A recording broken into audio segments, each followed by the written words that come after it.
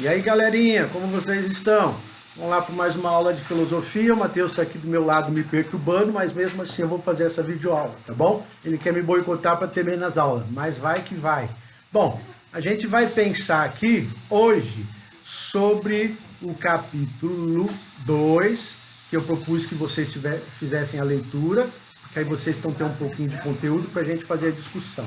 Capítulo 2, moral, ética e ética aplicada.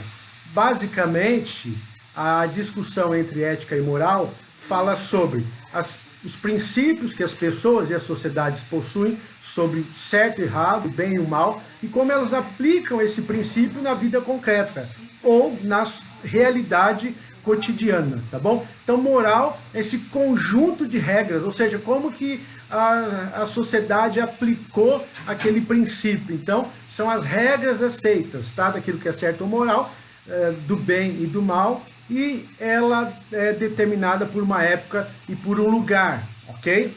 Já a ética são os princípios que a gente reflete para aplicar, ou seja, para ter uma atitude moral, ok? Então, moral, ela vai responder pelo fazer concreto, a ética já pelo princípio, pela ideia do que é o bem e o mal, tá bom? Então a gente já vai ver aqui que a ideia moral ela tem um caráter histórico, tá? Que pode variar, e aqui no século XX ela tem sido variada de uma forma bastante acelerada, tá? Bom, algumas colocações importantes. O que nos faz um sujeito ético, ok? Porque a gente estava falando da autonomia do sujeito.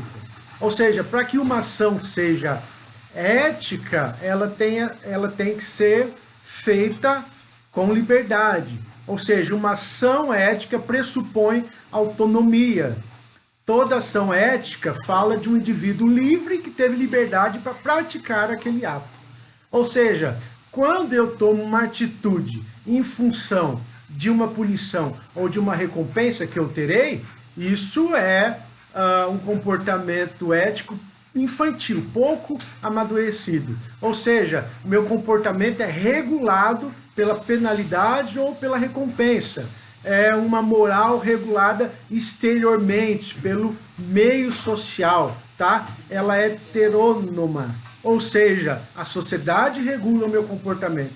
Mas uma ética, um comportamento ético ideal seria exatamente o indivíduo autônomo, amadurecido, que decide por si só exatamente aquilo que ele vai fazer, ou seja, pressupõe a minha liberdade. Eu não estou agindo em função da demanda externa ou a partir das exigências externas. Eu estou agindo por uma convicção interna que eu possuo e, portanto, eu vou agir daquele jeito.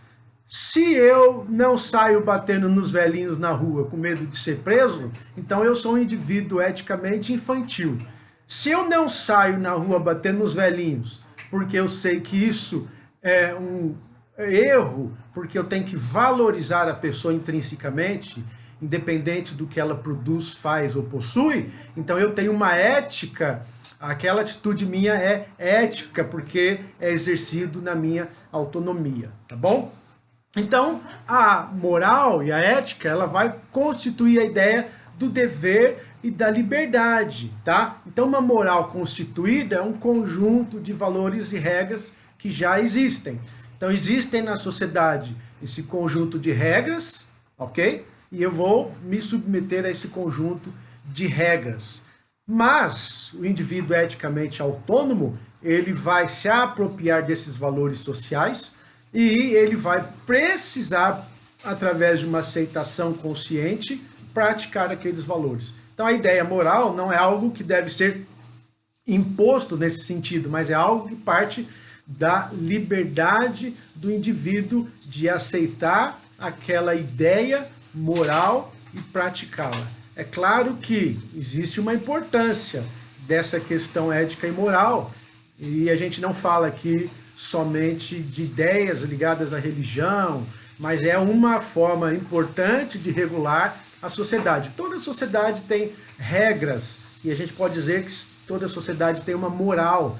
Então, uma sociedade entende que precisa se respeitar os idosos. Isso é uma ideia moral. No Brasil, infelizmente, nós temos uma moral, uma ética muito baixa com relação às crianças, às mulheres, os velhos, né? Tratamos mal as mulheres, tratamos mal os idosos e, igualmente, também, infelizmente, muitas vezes, as crianças. A gente precisa ter uma moral, diria assim, constituída, elevada, sobre como é o modo correto de nos relacionarmos com esses indivíduos, tá bom?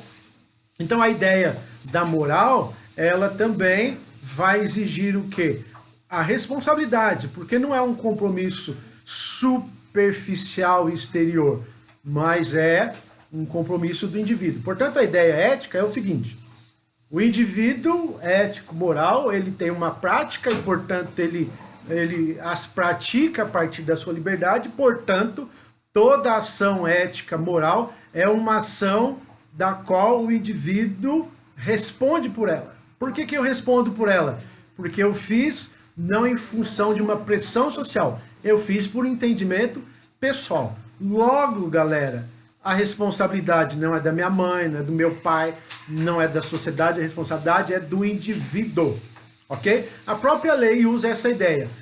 O indivíduo que não pode ser responsabilizado pelos seus atos, ele não pode ser julgado ou condenado. Aliás, ele é julgado, mas não é condenado.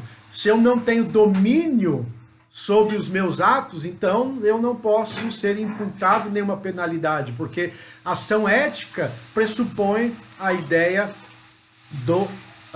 da autonomia.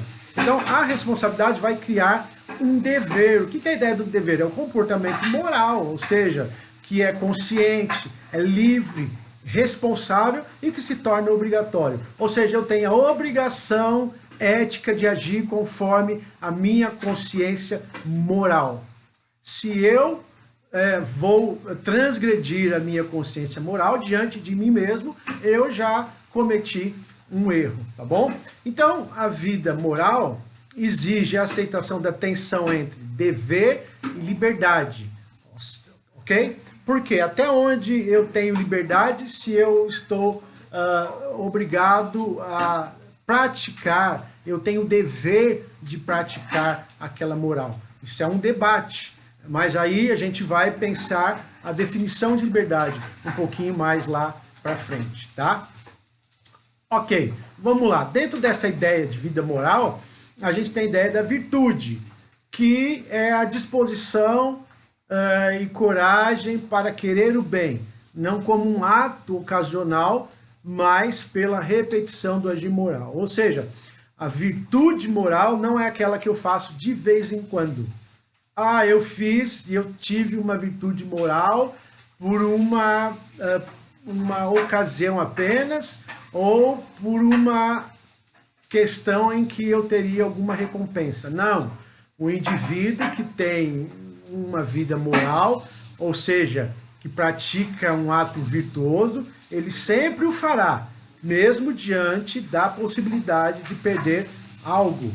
Ou seja, é a ideia de que, se eu mentir eu vou ser penalizado, então eu vou falar a verdade. Ou eu falo a verdade se eu for ganhar alguma coisa.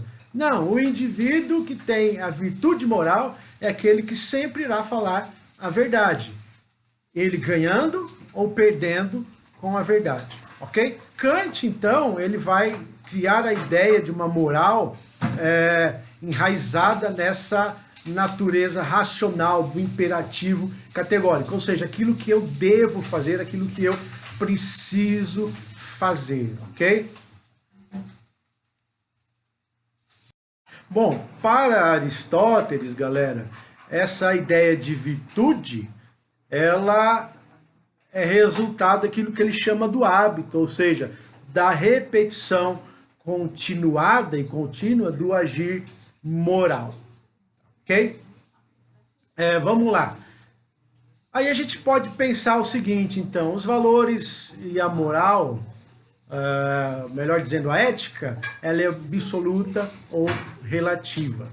Para os filósofos clássicos, que se fundamentava na metafísica, ou seja, era a ideia de que os valores eles são universais, e absolutos, porque existem em si mesmo, independente da avaliação do indivíduo. Ou seja, a ideia deles era que a honestidade sempre é um valor importante, universal e absoluto, independente do que as pessoas pensam sobre honestidade, tá? Mas essa ideia sobre valores absolutos, ela vai sendo alterada ao longo da história. Já David Hume, ele vai assumir uma posição muito mais assim relativista, dizendo que são as paixões que vai determinar a vontade e não a razão. Bom, se é a paixão que determina a minha vontade e não a razão, como as minhas paixões elas vão ser volúveis, mutantes, vão se alterar conforme a circunstância, a minha vontade também, ou seja, aquilo que eu vou fazer, vai ser variável. Então a ideia de David Hume vai ser atrelado muito à ideia do relativismo ou ceticismo, no sentido de que quase a ideia de que não existe um valor moral padronizado para os indivíduos, ok? Kant já vai falar, na verdade, essa ideia da responsabilidade do sujeito por seus valores, ou seja, é imperativo, o sujeito tem que fazer, ponto final, e é isso aí que é importante, tá? Para Nietzsche, ele vai fazer uma crítica muito grande a essa ideia dos valores, tá? Que ele vai dizer que esses valores foram criados pelo hábito e, sobretudo, por uma tradição religiosa. Então, para Kant, a moral deveria ser a virtude instintiva do homem ou a sua natureza humana que deveria prevalecer. Quem vai determinar a minha moral é a minha natureza humana. Então, para Nietzsche, a ideia de amar o próximo é um hábito criado, ou seja, é uma moral que foi imposta, não é natural e normal, não é instintivo do ser humano amar o próximo. Então, Nietzsche vai fazer uma crítica muito grande à tradição humana, porque ele vai falar que essa ideia, por exemplo, de amar o próximo vai enfraquecer o ser humano, porque o ser humano tem que dar vazão aos seus instintos latentes. E aí, esse homem, esse ser humano, vai ser um homem completo. Então, a valorização e os valores importantes para Nietzsche são esses valores mais instintivos, tá bom? Olha, uma aplicação geral, a gente pode, então, reconhecer que existe aí uma ideia bastante grande sobre ética e moral, mas, sobretudo, isso nos mostra a necessidade de estarmos abertos ao ouvir o outro e, portanto, temos a necessidade de praticarmos um pluralismo democrático, ou seja, a necessidade de ouvir o outro, entender a postura do outro e, a partir daí, constituir uma sociedade mais interessante, uma sociedade mais forte, uma sociedade mais próspera, ok?